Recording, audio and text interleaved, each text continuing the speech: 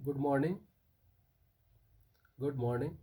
मैं Rajeev Dubey, department of history, intermediate, Jamshedpur cooperative college, Jamshedpur. इसके पहले हम लोगों ने देखा दमित जातियों के अधिकारों के प्रश्न के बारे में, जिसमें गरीब वर्ग, शोषित वर्ग और आदिवासियों को किस प्रकार प्रताड़ित किया जा रहा था और किस प्रकार उनको शोषित किया जा रहा था और उनकी ज़मीनें छीन ली जा रही थी। मज़दूरों के साथ किस तरह प्रताड़ित किया जा रहा था, उनका शोषण हो रहा था। तो संविधान सभा ने इस संदर्भ में भी इन विषयों पर भी विचार विमर्श किया और अपनी अपनी बातें संविधान सभा के सदस्यों ने रखी। इसी संदर्भ में हम लोग आज देखते हैं दमित जातियों के लिए संवैधानिक आरक्षण का प्रश्न या विषय, यानी दमित जातियां जो थी उनके लिए संवैधानिक रूप से आरक्षण का विषय था। उसको आरक्षण दिया जाए या न दिया जाए, क्या करना चाहिए, इस पर विचार विमर्श किया जाना था। संविधान सभा में जयपाल सिंह ने आदिवासियों की दशा में सुधार के लिए आरक्षण को आवश्यक बताया था। सर्वप्रथम इस मांग को राष्ट्रीय स्वाधीनता आंदोलन के दौरान डॉक्टर भीमराव अंबेडकर ने उठाया था तथा इस मांग को सरकार ने सांप्रदायिक निर्णय की 16 अगस्त 1932 की घोषणा में पूरा कर दिया था। यानी इस मांग को, आरक्षण की मांग को लेकर, आदिवासियों के दशा को देखते हुए जो आरक्षण की मांग की गई थी, उस मांग को सबसे पहले डॉक्टर भीमराव अंबेडकर ने उठाया था और सांप्रदायिक निर्णय की 16 अगस्त 1932 में इस घोषणा को पूरा भी कर दिया गया था। इंग्लैंड के तत्कालीन प्रधानमंत्री मैकडोनाल्ड ने इस घोषणा में विभिन्न अल्पसंख्यक वर्गों के साथ साथ दलितों के लिए भी काउंसिल में अलग से सुरक्षित स्थान कर दिए थे। महात्मा गांधी ने इस निर्णय के विरोध में आमरण अनशन आरंभ कर दिया था। बाद में 26 दिसंबर 1932 को हरिजनों के नेता डॉक्टर भीमराव अंबेडकर तथा महात्मा गांधी के मध्य पूना समझौता हुआ, जिसमें दलितों के लिए पृथक निर्वाचन की व्यवस्था को समाप्त कर दिया गया था। इस विषय पर संविधान सभा में अपने विचार व्यक्त करते हुए मद्रास के दक्षिणी वेलायुधान ने कहा, हमें सब तरह की सुरक्षाएं नहीं चाहिए। इस देश के कमजोरों को नैतिक सुरक्षा का आवरण चाहिए। मैं यह नहीं मान सकती कि 7 करोड़ हरिजनों को अल्पसंख्यक माना जा सकता है। जो हम चाहते हैं वह यह है, हमारी सामाजिक अपंगताओं का फौरन खात्मा। यानी सामाजिक रूप से जिस तरह हम लोगों को प्रताड़ित किया जा रहा, हम लोग को नीचा दिखाया जा रहा, हम लोग को अपमानित किया जा रहा, मेरा मांग है कि इन चीज़ों का खात्मा होना चाहिए। हम 7 करोड़ आदिवासी हरिजन हैं, हम अल्पसंख्यक नहीं कहलाना चाहते, हमें अल्पसंख्यक नहीं कहलाना।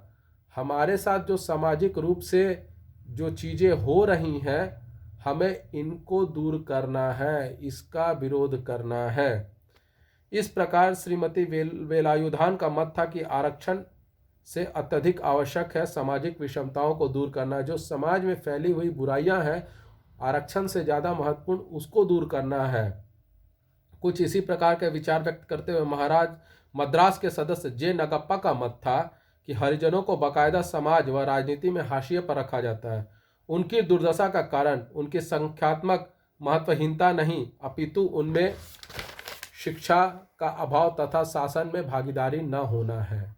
मध्य प्रांत के सदस्य के जे खांडेलकर ने भी दमित वर्गों की दुर्दशा पर प्रकाश डाला। जहां तक महिलाओं के लिए विशेषाधिकारों की बात है, तो यह विषय भी संविधान सभा में उठा। इस विषय पर अपने विचार व्यक्त करते हुए बंबई की हंसा मेहता ने कहा, हमने विशेषाधिकार कभी नहीं मांगे। यानी हम स्त्रियों को विशेषाधिकार नहीं चाहिए, हमने विशेषाधिकार कभी नहीं मांगे।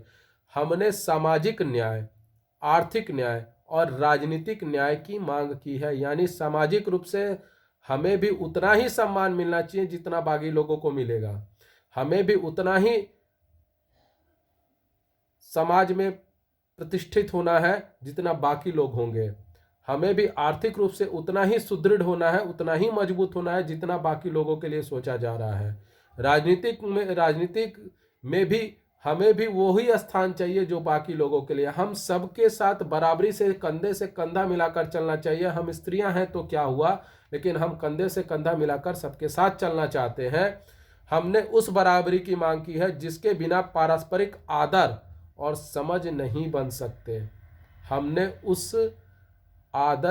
उस बराबरी की मांग की है जिसमें बिना पारस्परिक एक दूसरे के साथ पारस्परिक रूप से रखना, चलना, और उस आदर की मांग की है जो समझ मिलना चाहिए, जिसके बिना पुरुष और महिला के बीच वास्तविक सहयोग संभव नहीं है, जिसके बिना एक पुरुष और महिला के बीच में वास्तविक समझ हो ही नहीं सकता, सहयोग संभव ही नहीं है। अगर एक दूसरे को आप रिस्पेक्ट नहीं देंगे, आदर नहीं करेंगे और उनको समझेंगे नहीं, उनकी बातों को समझेंगे नहीं, तो आप निश्चित रूप से एक पुरुष और महिला के बीच सहयोग संभव हो ही नहीं सकता। इस प्रकार श्री मेहता के अनुसार स्त्रियों के पृथक निर्वाचन से अत्यधिक आवश्यक न्याय है। यदि स्त्रियों को सामाजिक, आर्थिक तथा राजनीतिक न्याय प्राप्त हो तो वह वास्तव में अपनी दशा सुधार सकती हैं, और निश्चित रूप से अगर उन्हें सामाजिक, आर्थिक और राजनीतिक रूप से उन्हें न्याय मिले, उनको प्रतिष्ठा मिले, तो अपनी दशा को वो खुद स्वयं सुधार सकती हैं। उसके लिए किसी आरक्षण की आवश्यकता नहीं है।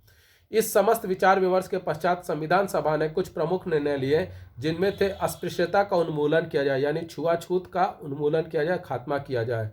हिंदू मंदिरों को सभी जातियों के लिए खोल दिया जाए। हिंदू मंदिर जितने भी थे उन्हें सभी जातियों के लिए खोल दिया जाए। निश्चित रूप से यह सामाजिक न्याय की ओर बहुत बड़ा कदम था। दलित जातियों को विधायिकाओं और शासकीय नौकरियों में आरक्षण दिया जाए। दलित जातियों को जो विधायक बनने का है उनको कुछ सीटों पर आरक्षण दिया जाए, साथ में नौकरियों पर भी, सरकारी नौकरियों पर भी आरक्षण दिया जाए। बंटवारे की हिंसा के बाद डॉक्टर अंबेडकर ने पृथक प्रतिनिधित्व की मांग छोड़ दी थी। पृथक प्रतिनिधित्व यानी कि जो जिस जगह पे हैं उनको मतलब पृथक रूप से, हरिजनों को हरिजन ही चुनेंगे और हरिजन लोग के लिए अलग समुदाय का उनको उनके नेता बनकर वो आएंगे एक समाज के व्यक्ति के रूप में।